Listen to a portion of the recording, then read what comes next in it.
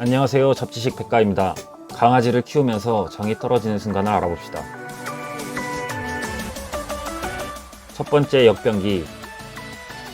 강아지들은 급속도로 성장을 합니다. 일반적으로 애견샵에서 2-3개월 된 강아지를 분양받은 후 3개월만 지나도 성견의 모습을 어느 정도 띠게 됩니다. 저는 새끼와 성견의 중간 지점을 역변기라고 합니다. 역변기란 성장을 하면서 몸과 털의 성장에 딜레이가 발생해 다리가 유독 길어 보이게 되고 털도 듬성듬성 나게 되어 귀여운 새끼 때의 모습을 점차 잃어가게 됩니다. 역변기가 지나고 성견이 돼서야 털도 풍성해지고 다리도 짧아 보이며 더욱 이쁜 모습으로 변하게 됩니다. 역변기의 기간은 생후 4개월부터 8개월 정도까지고 장모를 가진 강아지들이 많이 겪는 시기입니다. 두 번째, 마운팅. 강아지들은 성별 구분 없이 마운팅을 하게 됩니다. 빠르면 3-4개월부터 마운팅을 시작하며 새끼 때 마운팅을 하는 것은 기분이 좋거나 심심하거나 별다른 의미 없이 하게 되지만 작은 몸집에 귀여운 외모를 가진 강아지가 적나라한 행동을 하는 것을 보게 되면 강아지 키우기에 익숙하지 않은 사람들은 민망해하는 경우가 많습니다. 세 번째, 식곤증.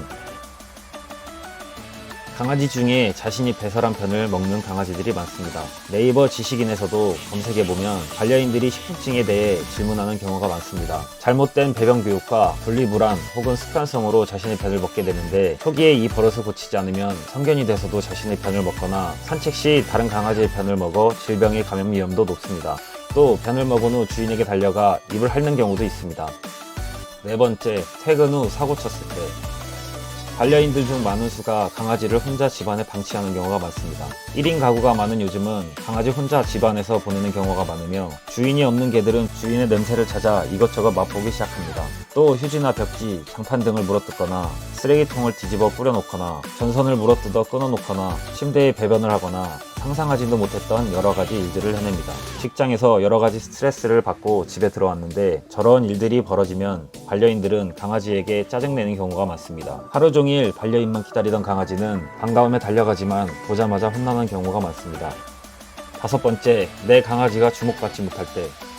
산책을 하거나 카페에 갔을 때 바로 옆에 있는 강아지들은 주목을 받는데 내 강아지가 주목받지 못할 경우 현자 타임이 오게 됩니다. 분명 집에선 귀엽고 사랑스러운 강아지였는데 밖에만 나가면 못생겨 보이는 경우가 있습니다. 심한 경우 반려인은 산책을 기피하게 되거나 사람이 많지 않은 시간만 찾아 산책하는 경우도 생기게 됩니다. 특히 같은 종을 키우는 반려인을 마주치게 되면 겉으로는 태연한 척하지만 상대방의 강아지가 유독 이쁘다면 좋지 않은 기분을 느끼게 됩니다.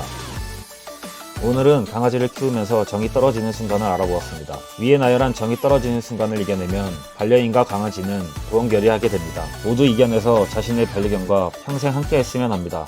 이상입니다.